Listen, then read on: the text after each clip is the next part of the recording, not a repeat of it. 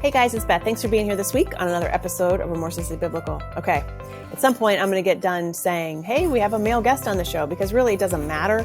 I'm only still saying it because it dawned on me, as most of you know, that recently I was like, why are we only having female guests on the show? For somebody who's all about gender equity and racial equity and equity among all of humanity, since we're all made in God's image, I was like, well, this makes no sense. I'm a giant hypocrite right now because we only have women on the show. Let's get some guys on there, right? This week, we have Nate Rifkin. I can't wait for you guys to hear his story. He is the author of The Standing Meditation. I'm just going to pause there for effect, because you guys know I don't sit still. I'm like, if somebody would have told me a long time, that the Bible was a book, a narrative, I would have read it as a Catholic girl. And also, secondly, that you could meditate standing up, I would have tried it a long time ago. I thought you had to sit down and be still and yada, yada. Not the case, you guys. So Nate talks to us about that. But that is really what saved his life.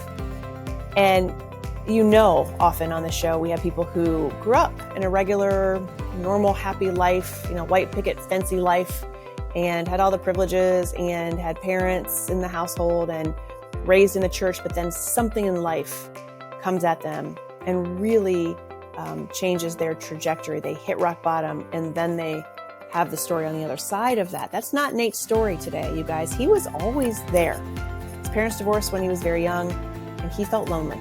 His whole story is he didn't have a high school girlfriend. He said he sat at home on prom night. Like, he didn't have a group of friends. He had really nobody except himself. And so he learned how to cope in negative ways until he found meditation. He's going to talk to us about that. So just an interesting conversation, and how his life looks so very different today than what it did just 10 or 12 years ago. So thank you as always for being here. And would you please do me the honor of welcoming Nate Rifkin to the show?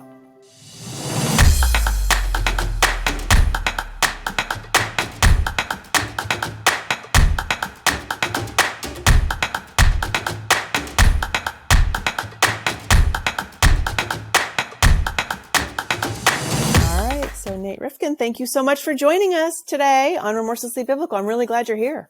Well, thank you, Beth. I'm honored to be here. Yes. And I know that we were talking about this a little bit offline before. And one of the things I always tell my viewers and listeners is how the person on the other side of the screen right now, he or she and I came to meet, because I'm a big believer in providence and things happening for a reason in life, and people coming into our spheres, for a reason, typically a teaching reason. So you and I met through Podmatch, right? Yeah. I love that, because here's the thing. When you reached out to me, I'm very encouraged always and inspired by people who are proactive in life and say, I want to get a message out and I have a story to share, and they don't just passively sit back. So I really enjoyed that about you out of the gate, and I'm just thankful that you reached out. Oh, I appreciate that. Sometimes I get a little embarrassed about it, because I think there's a bit of a stigma against self-promotion. But I've read about a lot of authors in the past who we regard them as like classical writers, and often they were self-published, and oftentimes they would, host like get-togethers where they read from their own books. So even they were hustling. Yes, that's it. And that's the way to think of it too. I used to struggle with that a bit too. Like, hey, look at me, it's not about that. And somebody said, it's not about you. You're not putting yourself out there. You have a message to share to people, with people. And so if it helps them, get out of your own way. I'm like, okay, I got it. Cool. But your story really resonated with me when I read it. And I'm going to read just a brief paragraph, if I may, and then I'm going to turn it over to you. So for everybody who's watching and listening, this is a bit about Nate's story. It says, I was a lot like so many people who were struggling with finding their path. After dropping out of college, I had dedicated myself to self-help and pursuing my entrepreneurial dreams. Yet I failed to achieve any of my goals. Worse, I spiraled into debt, drank alcohol every morning, felt lonely, lost, and hated myself. A few years later, after a brutal bankruptcy and a stint spinning signs on a street corner, I had quadrupled my income, married the woman of my dreams, and found happiness and contentment. In that brief paragraph, I was already on a journey with you. I was like, I get it. Rock bottom to here I am today. So talk to us about that journey, if you will. Take us as far back as you want to go, but we want to hear it. Well, sure, because you have to wonder, how the heck did I even end up there? I come from a very emotionally shut down family, and I was a depressed, angry kid growing up. dropped out of college. After 3 semesters, I was gone, and because I hadn't made a single friend, could not get a date to save my life. And I think the only person who knew I even left college was my roommate, because he probably walked into an empty or a half empty dorm after I was gone. And but I always wanted to be an entrepreneur of some sort. And I remember this was back in 2006. I started an internet-based business in the fitness niche, because probably the only part of my life that I enjoyed was working out. I've always loved lifting weights, and I had no business sense at all. I was using my own personal credit, and I started juggling credit cards because I'd max one out. The bill would come in the mail, and I'd drop it on the floor, and I'd drop another letter on top of it, which is a terrible financial strategy. Does not work. Yeah. And I always loved writing, and I had a knack for that, and I enjoyed it, but I didn't really have any of the other fundamentals, and I was still this really just lonely, awkward guy. I was a grown man, but I still felt like that awkward, depressed kid. And when my business efforts weren't working out, I started to get more scared. And here's the kicker. I was into self-help at the time. Like, I was setting goals. I was like visualizing my success. I even made a vision board where I like glue stick stuff on it that I want. I hung it up. On the rare occasion someone actually came over to my condo, I like take the thing down and hide it because I was just so embarrassed about it. Like, I don't know, I which is too bad, because a lot of people are kind of, they're into this stuff. At my worst, after all, all my goals remained unfulfilled. At my worst, I really felt like killing myself, because it wasn't the business. It was just my looping thoughts. I just hated myself, and I didn't know what to do about it. And trying to change my thoughts, I was missing something. And yet that is when I started drinking alcohol, because that was my coping mechanism to get through the day. I'd start every day with a couple of shots of vodka. Excuse me. And I'd mix that with an energy drink. And that's how I got through the day. So that was kind of my rock bottom moment, like you said, before I was able to turn things around. Yeah. So basically what did it for me was I stepped away from trying to change my thoughts, and I started learning more about meditative practices. Especially from the Taoist tradition, because I had a business mentor at the time. He was into Taoism, and he started talking about it. He started teaching it, and something about it resonated with me. It was like learning from Yoda or something like that. Yeah, it was cool, and it caught my attention, which pretty much saved my life. And so what happened was I started practicing a daily meditation, like just a meditative practice every single day. And what happened was I started to feel pretty good from it. And the good feeling I got started to catch up from the buzz I'd get from alcohol. And it eventually matched it.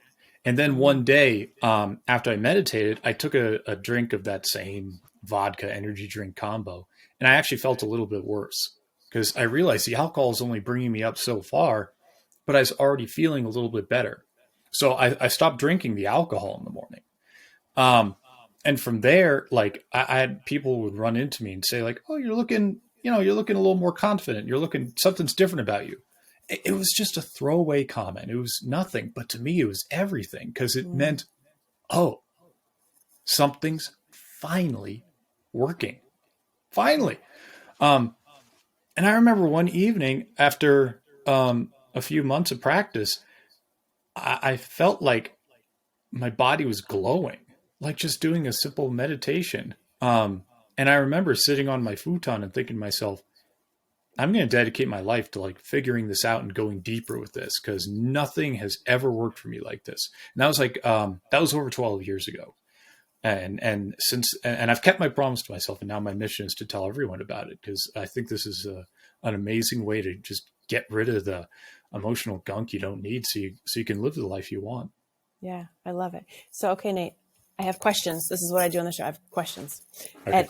Okay. So when you were growing up, I'm going to spin it back. I love everything you just shared. The first thing I wondered was, when you were younger, like middle school, high school, did you just not have any friends? I had a few. It was very superficial. You Yep. know, I had a few friends, but it wasn't like I fell into them by accident, and usually we'd end up, I'd say the wrong thing or something, and then we weren't. The next year, we weren't friends, which I think is actually pretty common in middle school. Hmm. So nothing ever really lasts in that regard. Hmm. What about dating girlfriends? Did you have a somebody you hung out with individually, like in a romantic relationship in high school? Never, Okay. never, never, never, And and did that you? it hurt. It really, Yeah. really hurt. Because I imagine you probably saw people around you, all around you in high school, who had those like pairings and they were dating and they went to prom and they did all the like homecoming stuff, right? And then here you were feeling completely ostracized and left out, like, right? Lonely. Prom night, I watched TV. Oh, yeah. Stayed home, watched TV. Okay. My senior prom, I went in a tux because my boyfriend had just broken my heart and he was a couple years older. He was in college. So I went with a group of people and I was like odd girl out. So I'm like, well, odd man out. So I'm wearing a tux. That's what's happening here. Oh, that's And cool. well, See, that's kind facing of. it, you know? It is. Yes, I did the best. I've always tried to face things, but here's the thing. I think we all know this. You can still try and show up and feel very, very lonely inside. Absolutely. And sometimes even when you're around people, you're in a room filled with people, you don't feel seen, you don't feel valued, you don't feel heard, accepted. And that's when I heard you say these negative thoughts on loop started to go in your mind. And because when that happens to us, we're thinking like, what's wrong with me? What am I not doing right? What should I do? And all of those questions start to come into play. And what about your family? Did you have siblings growing up or parents? Are you close? I heard you say you're emotionally closed off from them. What did that structure look like for you? Well, I have one older brother, 4.5 years older than me. And my parents divorced when I was about 7. And yeah, there's only 4 of us in the household at first. And everyone is, it's what I like. That's actually, in some of the studies I'm doing today, we study like personalities, and we would call almost everyone in my family the lion personality. Very like, you can't tell me what to do. You know, Yeah. everyone kind of has met a lion type. There's another type called like the golden retriever type. It's very collaborative, very like, very flattering, very encouraging. So we were all pretty much lions. So we were all very, we did our own thing, very little communication. Honestly, I don't understand how my parents even got together. Like, I never saw them like really love each other or even were affectionate toward one another. So that was sort of like the emotional soup that I was stewing in as a child. Right. And I Yeah. imagine, right, we all just sort of know, we were talking about this earlier at work, actually. So I work at a homeless shelter and we just started a podcast there too. And what's so interesting, we're talking actually about racial reconciliation and just that's a very, very obviously systemic, system that's broken and so forth. But in general, we talked about generational divides and how we only know and make decisions based upon what we've experienced ourselves and what we've seen with our own young, easily swayed eyes as kids. And so if you're in a house where your parents are not showing affection and they're not talking to you, how in the world are you supposed to traverse life and form deeply connected relationships? Like, you don't have any kind of model for that. Exactly. Yeah. Right? Yeah. No model for that. And not only that, I'm building coping mechanisms, and everyone does this in order to emotionally protect myself. Yeah. But what does it do? It also walls you off from other people, even kind people, even compassionate people, because when we're a little kid, it's almost like it's an emergency measure. It's if when we build a coping mechanism in response to trauma, it's not going to be very nuanced. It's going to cut us off. It's like, I like to call it's like scar tissue. If you get burned and your skin builds scar tissue, it has a purpose. It's tough, but it loses all its sensitivity. So your hand becomes less dexterous as a result. It's like a Pyrrhic victory. So yeah, right on. Mm-hmm. And I'm hearing you speak. You're incredibly articulate and well-spoken. Were you a good student when you grew up? Yeah. When I cared. Yeah. When you applied yourself, right? Yeah. Which was rare. Because I just didn't often care. I was good enough to get into college, but it was a huge state school. It was pretty easy college to get into. But yeah, only when I cared, which was rarely. Yeah. Yeah. So your emotions had to catch up to your intellect is what it sounds like. Yeah, big time. Yeah. Big time. And Yeah. I had to actually even value them. Because I think a lot of people, if they've shut themselves down so much, which I didn't really understand how bad that was. Because going back to when I was talking about like setting goals, well, why did I fail at all my goals? It's because I had this undeveloped emotional life. So I was sabotaging my efforts in so many ways, even when I worked hard, Yes. and I was trying to do it without fostering great relationships. So I was really tripping over myself there. Yeah, I think so many of us do that. And you just, again, articulated it really, really well, which is even when I worked hard, I was not whole. And really for me, I love holistic coaching. I like to do holistic coaching with people because if your physical self is great, like you're running every day, you're lifting weights every day, you're in shape, your BMI, yada, yada, everything is physically pretty good. Your mental state can be completely out of whack. And so for me, I know when I'm in the middle of my own trauma, divorce, I am a runner. So I was running, one just to get through it. And then I lined up for a race and it was not my first time. It was not a rookie out there. And I halfway through just couldn't move. I just could Wow. not. I had a DNF. I had the three initials that no runner wants to have. Did not finish on my record because I walked off the course and I just couldn't do it. My emotional state was so fragile that my body wouldn't respond. And we are so interconnected with ourselves. And that's the thing I think that so many of us as young people don't understand because we haven't lived enough life to go through it. We don't have enough experiences from which to pull. So when we are emotionally wrecked, which happens to all of us, right? Mhm. Heartbreak, unbelonging, people being mean to us, just like younger years are sometimes pretty tough. Oh yeah. But when we don't have that community or even just one person to say, me too, I get it, you're not the only one, then we just, man, those scars, like you said, can really be pretty deep. But then I often quote this scripture, a sudden good break can turn your life around.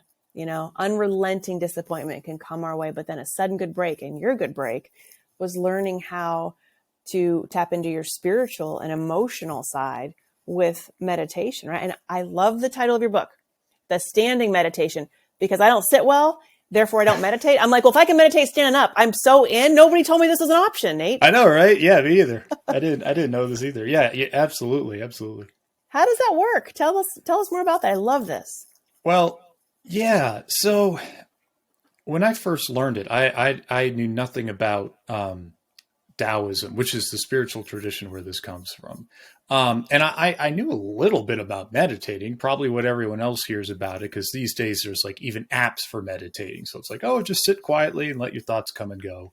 And then you could probably relate after 15 minutes. You're like, can I have my 15 minutes back? It's like, 15 really? minutes. How about Yeah. 15 seconds? Man. Yeah, it's just like, all right, I'm out of here. Yeah. It's like, Yeah. I got stuff to do. Right. So, but done standing, it was interesting to me because I started to learn more about it. And it was, like you said, it's getting in touch with your emotions and your spiritual body. The way I like to describe it is, well, have you ever heard of like acupuncture? Ever gotten like that kind of treatment where they stick the little needles into you? I've never had it, but I know what it is. Cool. Well, when you do a meditation, and not necessarily even standing, but standing is a really great way to do it. You're actually giving yourself an acupuncture treatment. Because what the Taoists found out thousands of years ago is that we've got these meridians flowing through our body. And they're not only channels for like the subtle energy that goes through our body, they're also where we can store the impact of an emotional trauma. Now, before I learned all this, or even as I learned it, actually about 12 years ago, I'm like, I don't know, this sounds a little out there. But I'm learning there's actually some science showing that the tissue in our bodies, the fascia tissue that holds our organs together, that there are actually channels that line up with where these meridians are. So there's some preliminary evidence showing that there's something. Now, Taoists would call it energy. I hope modern day scientists figure out exactly what it is. But in the meantime, I'm going to keep meditating. But anyway, but back to the standing meditation. When you stand in a certain way, it actually opens up these meridians. And as a result, they can start, it's like blood vessels. They start Mm-hmm. flowing more freely. And then these emotional blockages, you can start like they get chipped away at. They start getting dissolved, which is why oftentimes people will report, it's like, well, yeah, I did a little bit of meditation, but then I had this like old memory pop up and I started to feel like angry for no reason. It's like, that's actually the emotional blockage getting cleared away. Now that doesn't make it any more pleasant, but that's what's happening. It's like working out. It's, you feel the burn, but it ultimately could be a healthy thing. So when I didn't know all this, but I knew that when I started, I'm like, whoa, this is difficult to do, but I feel pretty good after I've done it. And because I was so focused on relaxing into this position, holding it, I gave my mind something to do. So I wasn't just focused on like, don't think thoughts. Like, Yeah, exactly. Yeah. Yeah. What did you give your mind to do? Well, I'll tell you right now. And actually, this is a fantastic exercise for anyone. This is one I still do today. So I would focus first and foremost on breathing deep into my belly. And a great way I like to do this when I'm practicing just embodying this is to put a hand on my belly and then put another hand on my chest. And when I breathe, then I do it through my nose. I make sure that my hand on my belly is rising and falling with my breath, and that the hand on my chest remains more stationary. So that shows, or it doesn't show, it helps program me with real-time feedback to breathe deep and fully expand my lungs, which does a lot of things simultaneously. One, you're breathing in such a way that's going to calm down your nervous system. Two, you're actually giving your internal organs a massage, because as you breathe downward, you're squeezing into your stomach, your gallbladder, liver, large and small intestine. And not only that, you're giving your chattering mind a task to focus on that's based on feeling and perception, like getting into your body and feeling the sensations of it, rather than looping and going off on whatever tangent it would if you didn't give it any directions. Yeah. And that's what happens is you actually are able to slip into a meditative state because you're not like trying to do it. It just happens. So it's super cool. I need to know about this. It's all in your book, The Standing Meditation. It talks about like how to do this, right? Yeah. And I mean, what I do, and you could take what I just said and run with it, because with those steps, you can start to get your own experience from it and develop the self-knowledge. So it's really cool. But yeah, totally. It's in my book too. Yeah, I'm excited to read it. And I also love the part too, where, because I mentioned, obviously as a runner, for me, getting through trauma was releasing the endorphins, because you're right. We need something, our body needs something to feel good about, while our mind is, you said the chattering thoughts. I found that in running. The runner's high is a thing. It's a real thing, that release of endorphins. And I also like to lift. I don't get it quite as much as when I run, because I just get in this sort of, it's almost like a meditative state for me, because I find my form, I find my pace, and I just go for a long time. And on a good day. And so, yeah, I hear you. Yeah. Yeah. But what you said to me was when you had been drinking vodka and the energy drink, and then you started to find exercise and meditation, and you like that sort of then outweighed. So do you drink anymore? That's a very direct question. I still do, because it wasn't like, how do I put this? I didn't find that I was relying on alcohol as an addiction. It was more like when the looping thoughts ended, that was it. I could let it go. And because I could let it go, it's like, okay, can I have a glass of wine with dinner? Sure. Yes. And that's just me. Everyone has their own kind of path, and they have to figure out what's best for them. But yeah, that was what happened to me. Oh, sure. I just meant like you don't reach for it now as a coping mechanism. No. In fact, it was kind of funny. Like, I mean, I remember living in that condo, and after I stopped, that it was it was Smirnoff's triple distilled. It was a glass bottle, and I left it in the freezer. The only time I ever touched it again was several months later when I poured it down the drain because I was moving out. And that was it. Nice. That's a good memory. That's like a proud moment, I'm sure, for you. It's like, you know what? Yeah, I'm moving forward. I am transformed, and I am moving forward and out of that physical location even, Yeah, it was cool. Yeah. Well. Yeah. Okay. So talk to us about your wife. I'd love to know the story of how you met her. You go from, I did not ever have a relationship in high school, I felt lonely, to now you have this amazing relationship to which I can attest only in this regard. Our first time that we tried to schedule this podcast recording, you're like, I can't because my wife and I have a vacation. You put boundaries up. You're like, no, nothing comes between me and my wife. I'm like, I like this guy. He's a good husband. Oh, thanks. Yeah. Well, what happened? So I'll tell you something interesting. Shortly before I met the woman that, would become my wife, I actually started seeing a therapist. I was like, hey, wait a minute. I thought you were meditating and having great life. Well, I love combining like multiple like modalities of healing. And I felt at that time, it's like, I want to work on relating to other people, and meditation could be a very solitary activity. So I wanted to learn to relate to people better. So this therapist had an interesting way of going about things. He had me reach back out to my parents, and I was living, 1,000 miles away at the time, but I'd call them individually. And his method was, at no point in my life had I ever had a conversation with my parents where I was in control and where I led them to kind of meaningful, uncomfortable topics like our past. We kept it very surface level. So I started doing this. And it was cool because I actually developed a much more profound relationship with my dad. And it really changed a lot of my perceptions around him. It was also great with my mom because I learned how to handle my side of the conversation, even though she and I ultimately did not connect better. She was too far gone. But the cool part about that was, just from me doing that, I was able to start relating to people better, be more comfortable talking with people.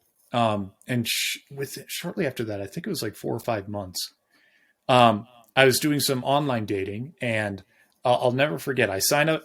Someone was bugging. A friend of mine was bugging me. Try this website. So I sign up, and my future wife was. I was shown like a few profiles. The first one I'll never remember, but the second profile ever I'll never forget because it was her.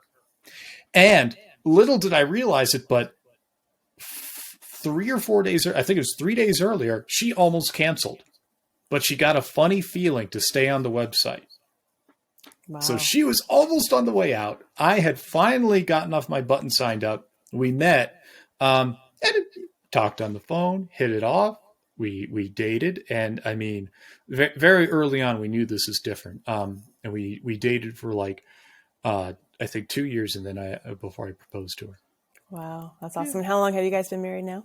Actually, we just celebrated our 1-year anniversary, like a week ago. That is awesome. Yeah. Good for you guys. Yeah. And thanks. Yeah. So I bet she has just been another source of, I guess, confirmation for you, right? That your journey and all the adversity that you went through when you were younger and overcame, it's all worth it. Right. Yeah. And not only that, but I joke with her. I was not ready to meet her even a week before I met her. And I wanted to meet someone for so long. I think I always wanted to be married, but yeah, it's just like, I realized I still had so much emotional stuff to work through. If I had met her a week beforehand, I don't think I would have been able to keep her interest. Yeah. I love that you say that, because a lot of what we talk about too on the show is timing and just preparation. And oftentimes I think when we are all at rock bottom or in the middle of a situation or crisis, adversity, we're in it and we don't have the capacity necessarily to believe and have the strong faith and like the optimism even that something better awaits, but it has been really never. I can say this, I've never gone through a really crummy experience in my lifetime that hasn't led me to a better place ultimately. Yeah. Yeah, I could say this. I could definitely say the same thing. Although, of course, when I'm in that space, right, I was like, oh, don't tell me that stuff again.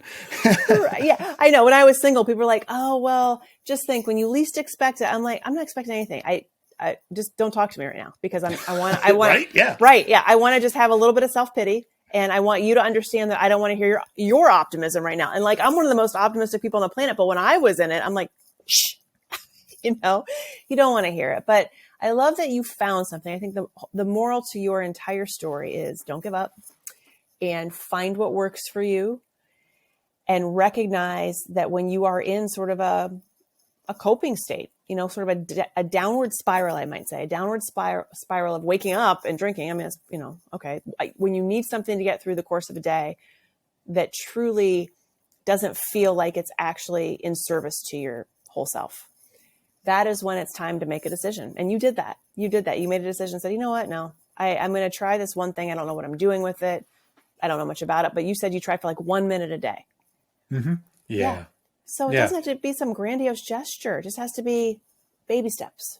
Exactly. It wasn't the fact that I put in like, all right, let me turn everything around. I'll stop everything I'm doing, sell all my furniture and do this for a few hours a day. It wasn't the time. It was doing it tomorrow and the day after and the day after, starting today and just until it was part of my identity. Your identity doesn't care if you only do it a minute a day. It cares that you've done it for the past however many days.